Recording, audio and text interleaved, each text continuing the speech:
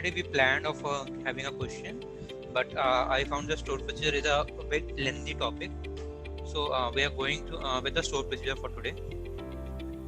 Okay, like usual, we have our three tables, that is these customer, salesman, and order. So we'll try to make different kinds of store procedure on these tables. Okay, let's start. Okay, the first. So just one question, Sai Krishna here. Yeah. I was able to download and install the MySQL Workbench, but is there any specific server that I should connect to? I think that was not showing up, and that's why I had this question.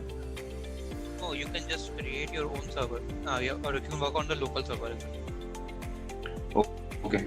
Okay, maybe I'll connect with you later on that. Not sure how to do that. No problem. I'll check that out. I can send you the files. You can just upload them in your local server, and then you can also work. Okay. All right. Thanks. Okay. Let's start with the first store procedure. The first kind of store procedure is a normal procedure in which we don't give any parameters. So by parameter, basically what we meant is whenever we call a store procedure, we tend to give some values. So in this type of store procedure, we don't give any values. It will just give you the output. Okay. Let's talk about the syntax. So whenever you start a store procedure, you first need to give a delimiter and the kind of delimiter you are going to use. Start with what is store procedure. So basically, stored procedure is a set of instructions that is stored. So it's a kind of stored function, you can say. So what it does is you make a query and you store it in a particular function. So for example, of procedure. Let's say I'm just storing it in a customer details. So for next time, if I have to run that query, I don't need to type that query completely again. I just need to run that procedure.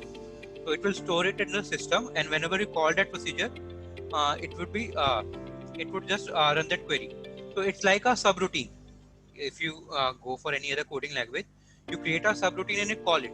So you don't need to write it again and again. You just call that subroutine and it will do the functionality. So the store procedure does the same function. Chaitanya, I hope this. I got it. So that's clear. So basically, you write this stuff in SQL files, right? Typically, there are SQL sort of queries. Yeah. So the question is, how do you sort of store it? How do you access it? Which ones can we access? And maybe things like that. These are some of the questions that I have on top of my mind, but you can just add. Okay. Yeah. So whenever you go to this is our database KKSS. These are our tables, and here we have a store procedures option. So right now I don't have any store procedure, so it's not showing anything. So whenever you create a store procedure, it will show you here. And if you want to see your store procedure in the system completely, all you need to do is you have to do show store procedure status. Let me remove this part. So this is part of a specific database, right? Is that correct?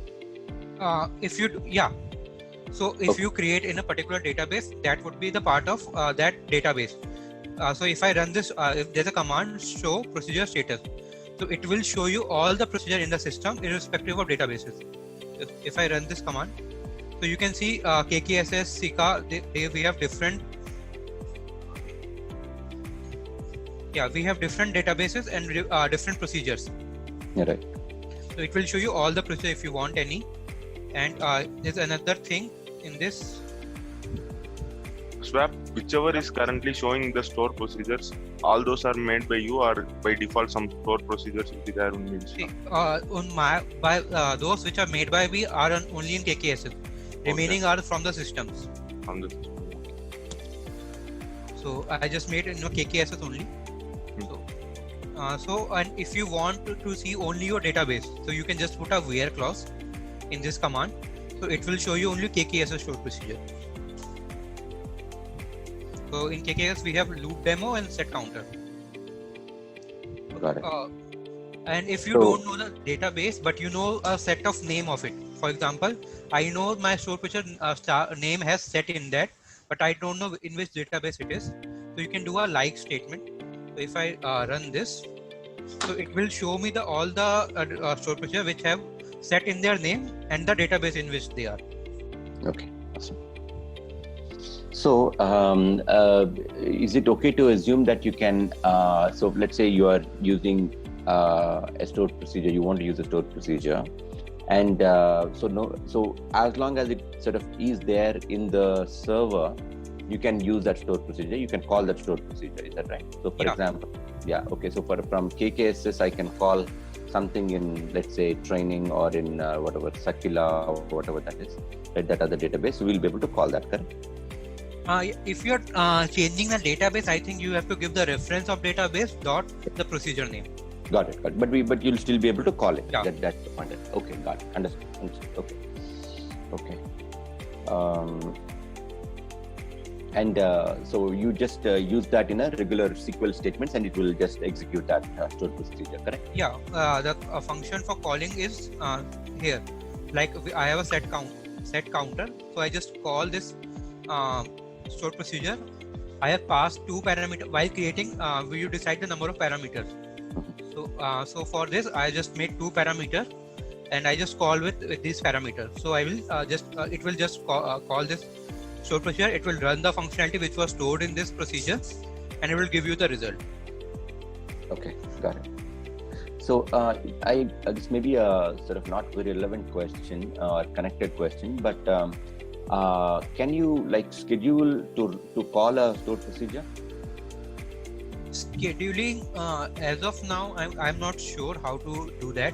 But yeah, in the system in which I used to work, that AS400, there was a system called work query. So in that you can schedule any query or any stored procedure. Okay. In this, I need to find where we can do that. But yeah, there should be a possibility to schedule a stored procedure. Okay. Or any query. Chaitanya, just to answer your question, I do believe we can. I think like what Swarna just said, we can schedule stored procedures actually. So in my first job when I was working with Accenture, I saw stored procedures in action where one purpose for which these were used were Microsoft sells software, right? It sells MS Office software, and there are tables which update the sales numbers for the software. So what was the type of software sold, how many units were sold, who was the customer, that sort of stuff. And they had a stored procedure where these details would be written into a particular table in a particular database, and this job would be scheduled to run at, let's say, 9 p.m. every night or something like that. So I think it can be scheduled to run at specific times of the day. Right. Okay. And so the way I think I'll just throw it out to you. I know the minor differences, but how is a stored procedure different from a function? Hey, Sai, thanks for that awesome info. Swap, that's for you. How is a stored procedure different from a function? Basically, in function, you always have an output variable. But when you run a stored procedure, it's not necessary to have an output. You can just run a stored procedure and get a query output. Instead of a variable output, it will give you a query output as well. Okay. I will cover user-defined functions as well, and then we'll able to see what is the difference between stored procedure and a user-defined function. Perfect. Yeah. Super. Okay. One more thing in stored procedure, it's not always that you are running a query. You can just run a simple set of commands. So let's start with this procedure. So for the syntax is, first I have to give a delimiter. For me, the delimiter is this /. Then the syntax create procedure. You will give the procedure name. So in this, I am using in-out statement. So I will explain it later what is in-out and what is in. So, and here then we have a begin. In begin, you just set what you want your procedure to do, and you can just end, and then put a delimiter with a semicolon. Okay, so what this procedure is doing, we have a 2 variable counter and inc. So what it does is it will add counter and inc values, and it will get come out of the system. So for that we have a command set, so it will set that value, So I have already created this procedure. If you want to create it, you just need to run this query. So okay, let me show you how to create it again. So let me drop this first. So if you want to drop a procedure, the statement is drop procedure and the procedure name. For this, it's set counter.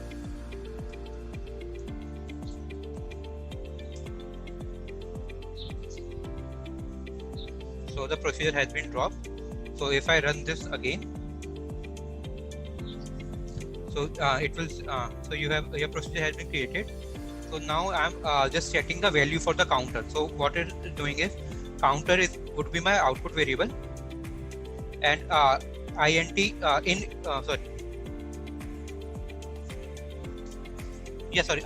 would be my input variable. So whenever I will call this procedure, what I need to do is I have to give a variable that will store my output variable and comma that input. The sequence would be the same which you define while creating the procedure. So what I'm doing is I'm just setting the counter value as 1, and then I'm calling this function. So I'm storing the counter value at @counter, and I just call it. So the value would be 2 because its counter value is 1 and INC value I passed at 1. So now the value should be 2. So if we run see the value of counter, you can see it's 2. So if I run this again, so now it would turn to 3 because the previous value of counter was 2 and I just added 1 again. So similarly, if I just change my value to 5, it will just 3 plus 5, it will give you the 8. So it can, instead of queries, data queries, it can just do mathematical. It can run mathematical calculation as well, and the variable will always store the value until unless you initialize it again. So this was a normal query. When you say it will always store the value, it means that basically you can just call that number or whatever is the result without having to rerun the code, right? So it is like it is stored. Yeah. Okay, got it. Okay. So until and unless you set its value to something else, the value would be the same which you calculated. Okay, got it. Okay. Okay, now let's come to the simple store procedure. So this kind of store procedure doesn't have any parameters. So like in previous one, we had 2 parameters, in and out. So in these we don't have any parameters. So what we does is, for example, I have to just read a table again and again. So instead of doing a select statement for that table again, I just create a procedure. So I just in the begin clause I will just write the query. So right now I've just put I want to see all the tables, all the columns. If you want to see selected column, you just put your query accordingly, and you just create that store procedure. So it's created. And the other way, if you don't know the syntax of the store procedure, you can just click on this store procedure, and it will ask you create store procedure. When you click on it, it will give you the syntax. Now you just need to put your query and your syntax procedure name, and it will create. Once you do it, you just need to click apply, and it will create your store procedure for you. So this is the way if you want to do from the schemas.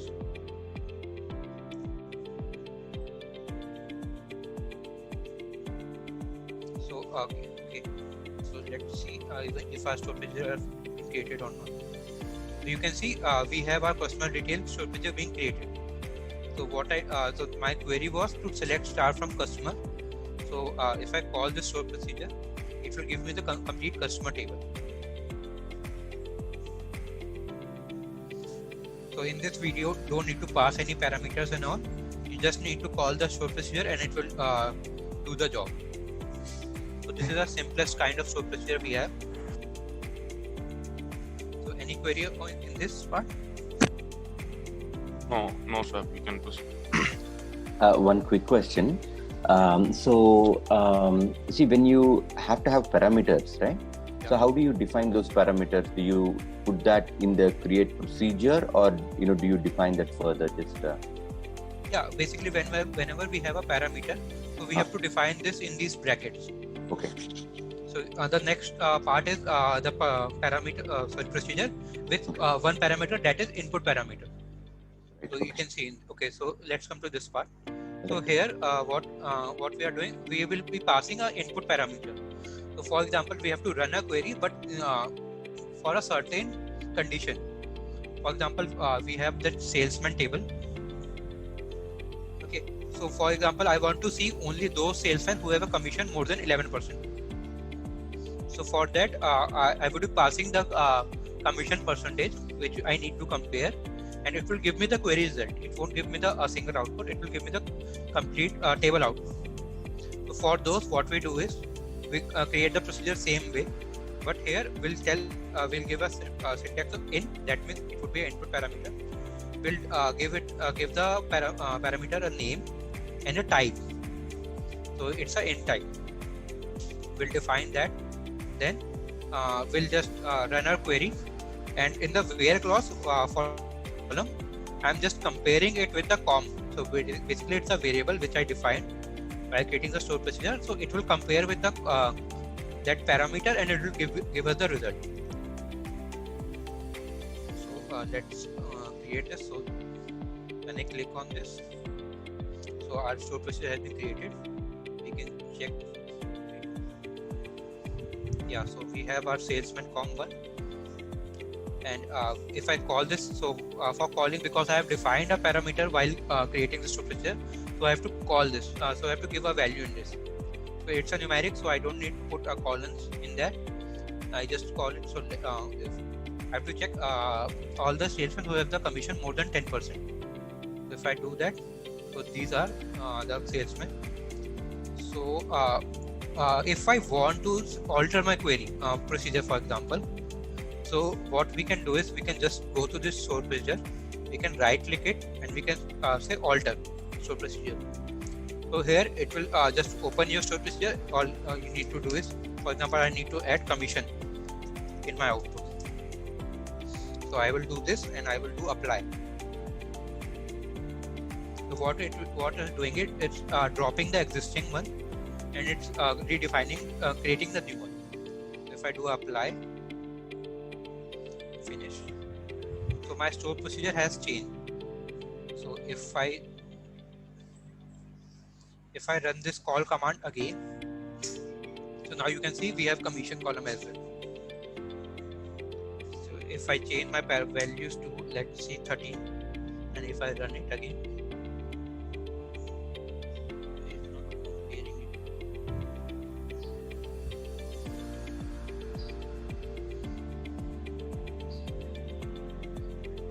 I think Swap, you have defined the com parameter as an int. I don't know if you can give the float values there. I'm not sure. Yeah.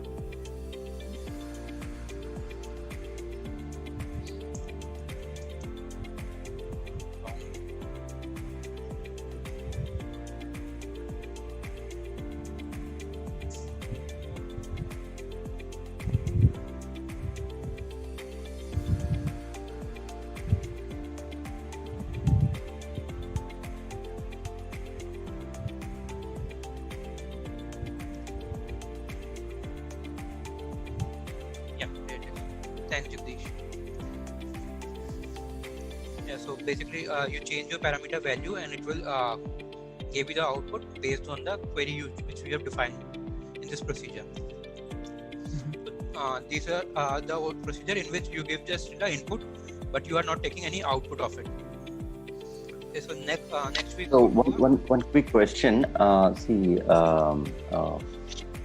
Swap. See, you just modified it here, right? So you just modified the int to long right here, right? Yeah. But after that, you still had to go and sort of change in the stored procedure. Why was that? I think so. If you make the modification here, would it not affect the stored procedure? Chaitanya, whenever you can't alter it directly. So basically, I have to, if I want to do it from here, what I need to do is I need to drop the existing stored procedure and then run it again. Okay. And while changing it from here, what it does, it drop it itself, and it is created again. Got So it. Got it. just Okay. save me 2 commands. Okay. So that's basically okay. Understood. Okay. So the real, it's really stored here, right? So that's really where it is. It's not, in this place, correct? It's not in here. So you Yeah. still have to drop it. And when you recreate it, it will create a new one over here where I just marked. No? So let me Got it. show you that again. So if when I alter, so for example, I just remove commission for time being. Okay. So whenever I do apply, you can see the syntax. So it's dropping the existing procedure and then it's creating it. Got it, sir. Thank you.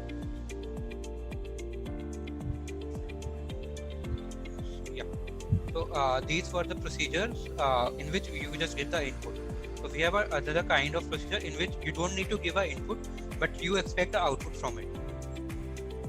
So for these procedure, what we do, the syntax is the same, but in last we were defining it as in, but in this we'll define as out. So this is our output parameter.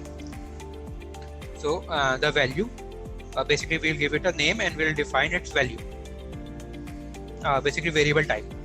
So what I am doing is I am just trying to find out what is the maximum amount of the orders in the order table, and I'm just storing it into my variable. So let's say it's a %m. So the syntax is the same. Just select max amount. Here you have to pass that value into the variable parameter we define. So it's like the max output of the max amount. We are passing that into the highest price, and then we just call this procedure, and this highest price value gets saved into that percentage @m, and then we can just call the @m and we can see its value. So once again we just store this procedure. Yeah, so this procedure has been saved. So now we have, and so if I call this procedure, so we have the call of max order %m has been done. So now if I want to see the value in that, then we have to do select,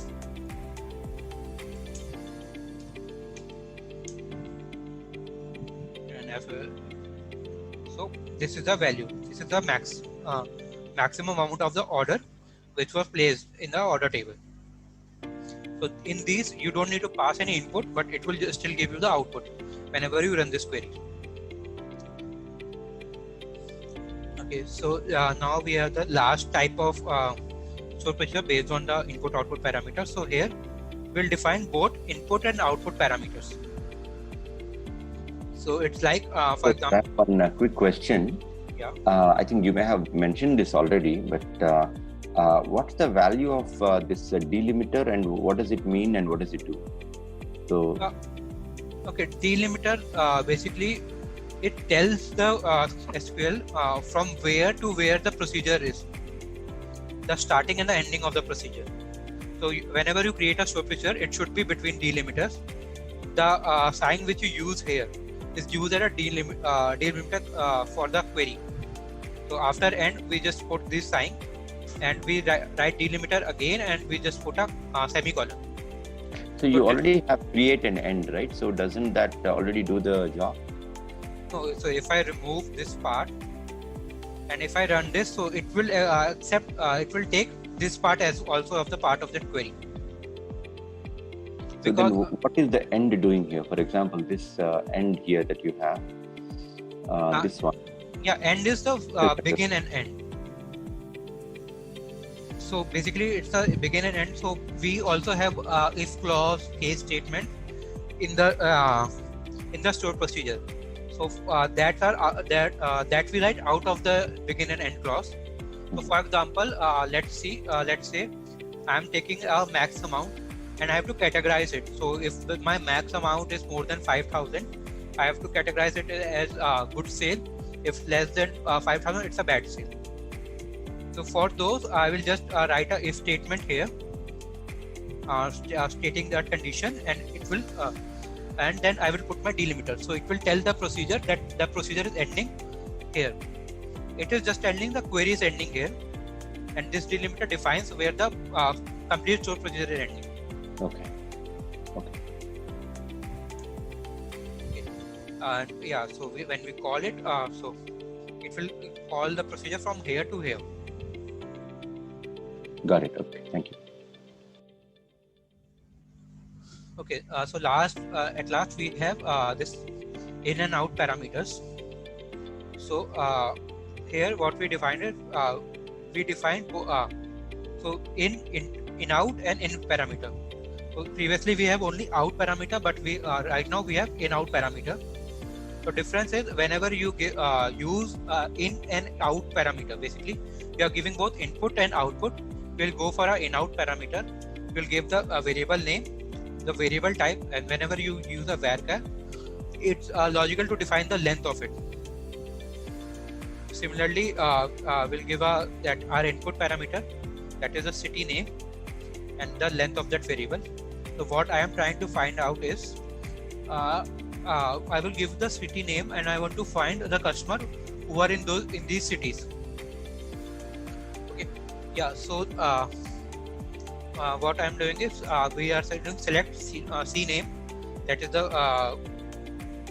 column name of the customer table, and we are storing it into the our variable C name from the customer table, where city is equal to city name. The city name is the variable which we have defined above. So one drawback of these type of stored procedure is, for example, if we use let's see the customer table first. So we have a customer table. So these are the cities. Like we have 2 New York, 2 London, and rest are only one. Okay. So because we are stating an output variable, so what it will do is, so let's see when I run for Delhi. So we don't have any Delhi in this. So when I run, okay, I have to create a procedure first. Procedure has been created, and if I run the city for Delhi, so it won't give me any output because it didn't find any data. So if I run for Paris,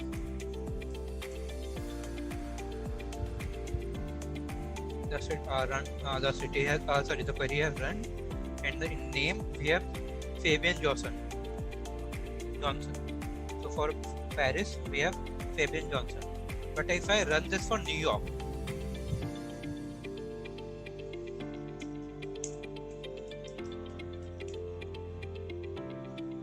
it will give you an error stating that the result consists of one or more rows.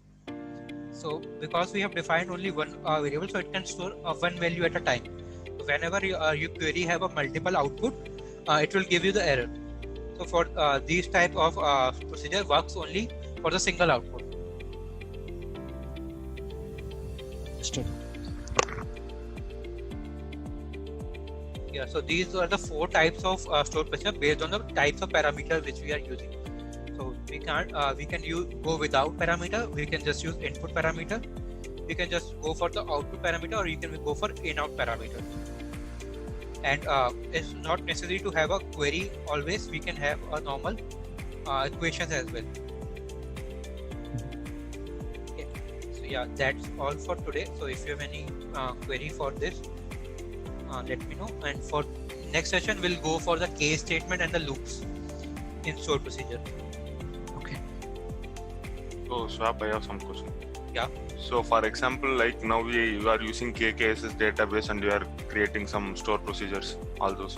Yeah. So for example, if the client has given some new database, is it this store procedure, is there any way to transfer all this? For example, max sales or some by default we will create some of them which will be useful there as well.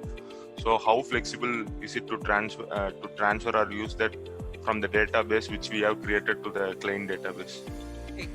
If you are transferring it, the issue would be you are defining the table name. Okay.